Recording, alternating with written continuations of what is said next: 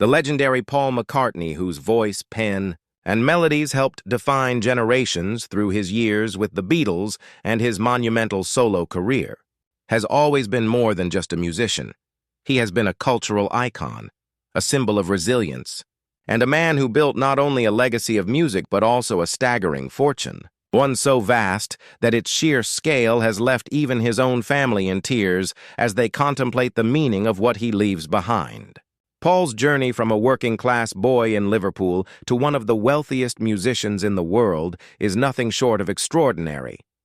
And while fans remember him for Hey Jude, Let It Be, and countless other timeless songs,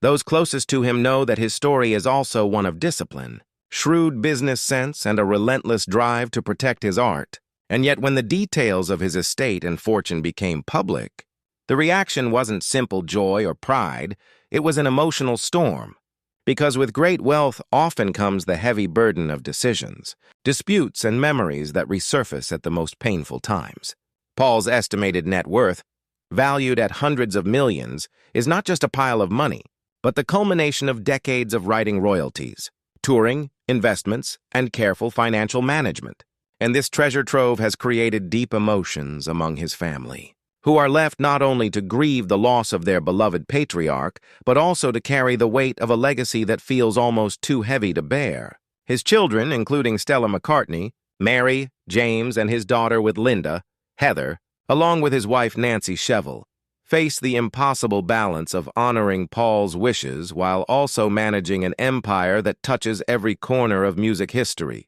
And reports have surfaced that the enormity of the fortune itself brought many of them to tears, not simply out of greed or conflict, but because of the realization that Paul's life work, his relentless dedication to music and art, had been transformed into something both precious and overwhelming. It is said that discussions about how to safeguard his royalties, his catalog, and his influence quickly turned into emotionally charged moments, with family members struggling to come to terms with just how vast his impact truly was, and the fact that no amount of money can ever replace the man they lost. Paul himself was always clear about wanting his family to live with comfort and security,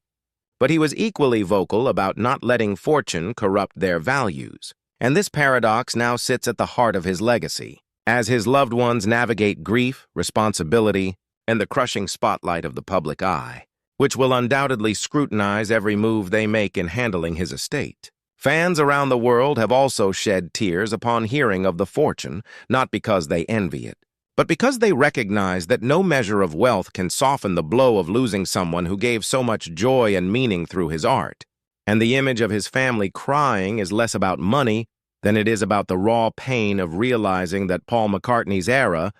the golden thread that tied together so much of music's greatest moments, is now history. Ultimately, the fortune Paul leaves behind is both a blessing and a burden, a monumental symbol of his life's work, and a heavy crown his family must now carry. And while they may cry under the weight of it, those tears are as much about love, memory, and the aching finality of loss as they are about the staggering wealth itself, proving once again that even for the richest of legends, the human heart mourns the same as anyone else's.